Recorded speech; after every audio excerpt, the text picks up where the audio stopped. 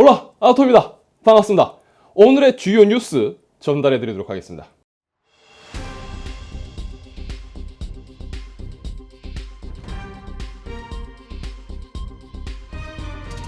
소프트뱅크가 2017년 구글로부터 인수한 로봇 개발업체 보스턴 다이내믹스를 매각하려고 하는 것 같습니다. 그리고 협상 테이블에는 현대자동차가 앉아있는 것으로 보입니다. 이 블룸버그는 기사를 통해서 소프트뱅크가 현대자동차와 보스턴 다이내믹스의 10억 달러 수준의 매각을 진행하고 있는 것으로 소식을 전했습니다. 하지만 이 협상 내용에 대해서는 향후 바뀔 수도 있으며 무산될 가능성도 있음을 시사했습니다. 이 보도 내용을 두고 보스턴 다이내믹스나 현대자동차 그리고 소프트뱅크는 사실 아직까지 별다른 언급을 하지 않고 있습니다만 가능성 측면에서 본다면 현대 측이 로봇 생산을 하고 있는 것을 감안해 볼 때 충분히 가능성은 있어 보입니다. 이 보스턴 다이내믹스는 1990년대 초 매사추세츠 공과대학에서 분리되어 독립적인 회사로 운영되다 2013년에 구글에 매각되었습니다. 그리고 2017년에 다시 소프트뱅크로 팔려가게 되었는데요. 수익성으로 본다면 그다지 재미있는 회사는 아니라고 평가받고 있습니다. 아틀라스나 스팟 같은 기발한 로봇들은 발표했지만 이 로봇 연구기관의 성격이 강하고 실제로도 회사는 아직까지 수익 창출을 이루지는 못하고 있다고 밝히고 있습니다. 이 산업용 로봇을 생산하고 있는 현대에서 만약 인수한다면 이 보스턴 다이내믹스가 확보하고 있는 로봇 관련 기술을 어떻게 활용할 수 있을지가 궁금해집니다. 현대자동차가 엔비디아의 엔비디아 드라이브 운영체제를 2022년부터 출시되는 전 차종에 탑재하겠다고 밝혔습니다. 엔비디아의 보도 자료에 따르면 엔비디아와 현대자동차는 2015년부터 협력을 시작했고요. 작년 제네시스 GV80과 G80 모델에 탑재된 엔비디아 드라이브를 기반으로 하는 이 차량용 인포테인먼트 시스템을 개발했으며 2021년 후반기에 출시될 AI 콕핏 개발을 진행 중이라고 합니다.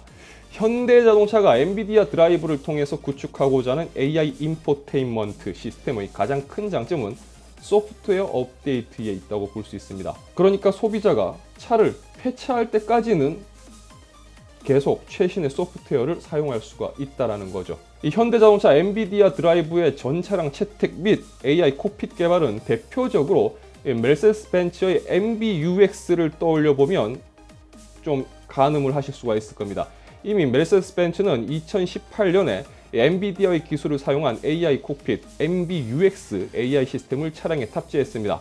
현재는 20개 이상의 메르세데스 벤츠 모델에 탑재가 되고 있고요. 이제는 2세대 MBUX가 개발되어서 최신의 S클래스에 탑재가 됩니다. 이 MBUX는 엔비디아 드라이브 AI 플랫폼을 통해서 단순하게 차량의 인포테인먼트나 혹은 차량 기능 제어가 아닌 80년대 유행했던 기억하시는 분들 계실지 모르겠습니다. 국내에서는 정격 제트 작전, 정식 명칭이라고 한다면 나이트 라이더에 나왔던 이 키트에 가까워지고 있는 모습입니다. 예를 들어서 운전자를 지속적으로 모니터링을 하면서 졸음 운전을 하고 있을 경우 운전자에게 경고를 보내고 실내 공기를 자동으로 환기시켜 준다든지 또는 차량을 정차하고 내리려고 할 때 차량이 외부 센서를 사용해서 주변에 위험 요소는 없는지 확인하고 만약 위험 요소를 발견할 경우 문을 열고 내리기 전 경고를 해주는 것도 가능합니다. 이 안전뿐만 아니라 기존 차량에 있었던 헤드업 디스플레이의 경우도 이 증강현실이 접목되어 주변의 교통 정보 및 장애물 정보도 함께 제공됩니다. 앞으로 자율주행 자동차로 가기 위해서 필수적인 요소가 이 AI 콕핏이 아닐까 생각을 해봅니다. 엔비디아 드라이브 앞으로의 성장이 상당히 기대되네요. 자, 국내 5G 가입자 수가 1000만 명을 넘어섰다고 합니다. 1000만 명, 어마어마한 숫자죠. 이 5G 서비스가 시작된 지 1년 반 만에 인구의 20%가 5G 요금제를 사용하게 되었다고 보시면 되겠습니다. 이 5G 서비스 가입자가 1억 명이 넘는 중국에 이어 전 세계에서 두 번째로 많은 5G 가입자를 가진 국가가 되었는데요. 이 정말 정부와 통신 사업자들의 노력에 박수를 보낼 수 있겠죠. 네. 제대로 된 5G 서비스도 제공하지 못하는 나라에서 최신 단말기를 인질로 삼아서 이 비싼 5G 요금제 판매에 최선을 다한, 그래서 1000만 명 가입자 달성이라는 놀라운 성과를 낸 내년에는 1700만 명까지 5G 사용자가 늘어날 것으로 예상된다고 합니다. 과연 가입자 수만 늘어나는 게 중요할까요? 얼마나 제대로 된 5G 서비스 환경을 갖추느냐가 더 중요하지 않을까 싶습니다. 5G 관련 기지국 및 설비 관련해서 세계 1위가 되기를 바랍니다. 자, AMD 라디온 6000 시리즈의 출시가 일주일이 채 남지 않았습니다. 그리고 라이젠 5000 시리즈의 출시 후 진행되는 필드테스트 결과에서 확인할 수 있듯이 이번에 AMD는 기대만큼의 성능을 보여주고 있는 것 같습니다. 그래서 라데온 그래픽카드에 대한 기대감도 조금씩 올라가고 있는 상황입니다. 그런데 라데온 6000 시리즈의 발표에서 대놓고 RTX 3090을 겨냥했던 RX 6900 XT에 대한 엔비디아의 대답이 1월에 등장할 것으로 보입니다. 바로 이미 RTX 30 시리즈 출시 때부터 이야기가 나왔던 20GB 용량의 GDDR6X를 탑재한 RTX 3080 Ti입니다. 자, 이게 명칭이 Ti를 사용할지 슈퍼를 쓸지는 아직 알 수가 없는데 일단 나오는 이야기로는 Ti가 좀 더 가능성이 높아 보입니다. 자, 루머 기반이지만 현재까지 나온 이야기를 정리해보면 RTX 3080 Ti는 3090과 동일한 1496 CUDA 코어를 가지고요. 메모리는 GDDR6X 20GB 그리고 TGP는 320W로 3080과 동일한 것으로 전해지고 있습니다. 예상되는 가격은 $999로 언급되고 있고요. 만약 이렇게만 나온다면 RX 6900 XT는 제대로 저격을 당하게 되는 그림이 나오겠죠. 자, 일단은 라디온 6000의 출시 후 필드 테스트 결과를 봐야 되겠지만 그동안 엔비디아가 그래왔듯이 AMD가 아마 쉽게 시장 점유율을 확보하게 둘 것 같지는 않아 보입니다. 자, 국내에는 대표적인 수산시장이 몇 군데가 있습니다. 제 기준에서는 가깝다고 한다면 부산의 자갈치 시장이 있고요. 서울에는 노량진 수산시장이 있습니다. 그리고 최근 핫하게 떠오르는 곳이 바로 용산 수산시장이 있습니다. 최근 싱싱한 생물들이 들어오면서 활기를 찾고 있는 곳이죠. 얼마 전에는 KBS에서 3일 동안이나 시간을 들여서 촬영한 정말 핫한 곳입니다. 하지만 대한민국에서 가장 싱싱한 이 횟감들을 만날 수 있는 곳이고 또 상인들도 정직하게 장사하는 곳으로 공영방송에서도 전통시장 살리기의 일환으로 이 방송을 통해서 소개한 곳이지만 이상하리만치 소비자들에게 욕을 먹고 있는 곳이기도 합니다. 이 시장에서 장 볼 때 상인들과 애누리하는 게 좀 장 보기의 즐거움이라고는 해도 요즘 같은 시대에 소비자들은 상인들의 부르는 이 시가를 비교해가며 장 보기에는 너무 스트레스가 많다는 목소리가 나오고 있는 거죠. 자, 이런 유통구조에 변화의 바람이 불기 시작한 것 같습니다.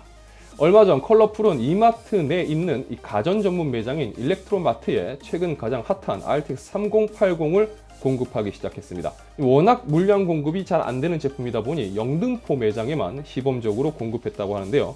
전시한 첫날 전시한 20대가 완판되었다고 합니다. 자, 13일에도 새로 출시되는 3080 울트라 화이트 모델이 판매된다고 하는데 아마도 이것 역시 완판이 되지 않을까 조심스럽게 예상을 해봅니다.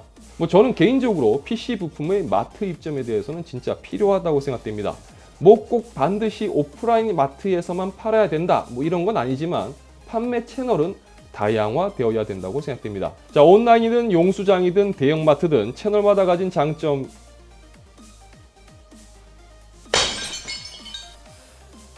장점이 있을 거고요. 또 그 장점을 소비자들이 잘 비교하고 합리적으로 구입할 수가 있으면 되는 거니까요. 이 대형마트의 장점은 아무래도 정찰제 그리고 교환 및 환불, 자체적으로도 AS를 처리해 주니까 이런 쪽으로는 분명 메리트가 있다고 생각이 됩니다. 지방에 계신 분들도 차별 없이 동일한 가격에 구입할 수 있다면 그것 역시도 장점이겠죠. 어쨌든 아직 시범 판매 중이라고 하는데 좋은 결과로 이어져서 저도 가까운 일렉트로마트에서 이 판매하는 걸 볼 수가 있으면 좋겠습니다. 자, 업계 관계 소식들을 정리해서 전해드리는 카드라 KD입니다. 자, 11월의 시작과 동시에 만나보게 될 것으로 예상되는 3060 Ti 관련 카드라입니다. 자, 이와 관련해서 두 가지 카드라가 있는데요. 첫 번째는 엔비디아가 조만간 이 드라이버 업데이트를 통해서 3070의 성능을 좀 더 끌어올릴 것이라는 이야기가 나오고 있습니다. 이 들리는 소문에 의하면 현재 3070의 성능과 출시될 3060 Ti의 성능 차이는 10% 미만의 한 자릿수 정도의 성능 차이밖에 나지 않는다라고 합니다. 따라서 전반적으로 성능을 끌어올리는 작업이 있을 것이라는 이야기도 나오고 있고요. 사실 저 소문이 맞다면 이대로 출시되어 버리면 3070 구입한 분들은 또 통수 맞았다라는 이야기가 자연스럽게 나오겠죠.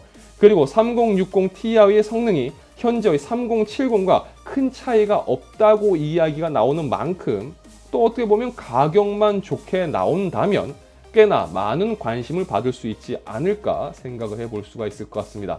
자, 그리고 곧 출시 예정인 6800XT 관련 카더라입니다. 자, 얼마 전 국내에서 6800XT의 이 샘플 시연이 있었다고 합니다.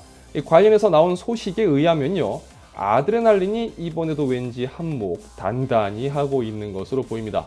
뭐 제품의 발열이나 소음에 대해서는 크게 문제될 만한 이야기는 없었지만 일부 게임의 경우 아예 실행이 되지 않는 것도 확인되었다고 하는데요.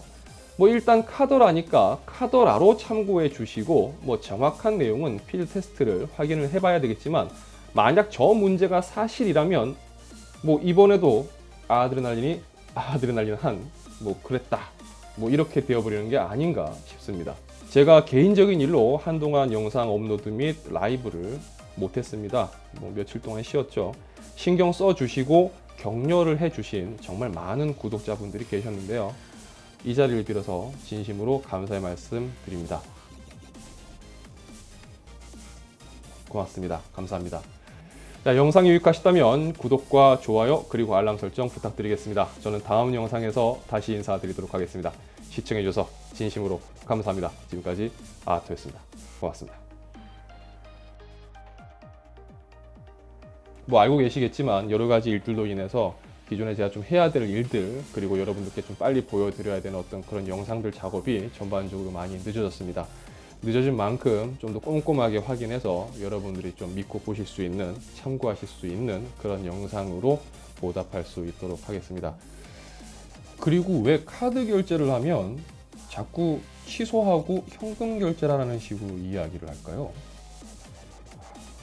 여전히 안 변하는 것 같아요, 그 동네는. 무슨 얘기인가 싶으시죠? 바로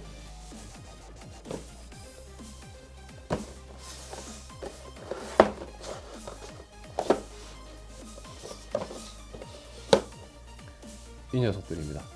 일단 5950X는 못 구했습니다. 5900X까지만 일단 구했고요. 구한다고 좀 애를 많이 먹긴 먹었습니다. 구입한 것도 있고 구독자분이 빌려주셔서 빌린 것도 있습니다. 어쨌든 이렇게 준비를 했는데 좀 늦어진 만큼 꼼꼼하게, 뭐 딱히 뭐 제가 뭐 걸리는 거 없잖아요. 제약받는 것도 없고 뭐 협찬받은 것도 아니고 뭐 어디 무슨 뭐 그쵸, 뭐 누가 입댈 것도 아니고 그냥 제가 느낀 대로 본 대로 있는 그대로 확인해서 전달할 수 있습니다. 고맙습니다.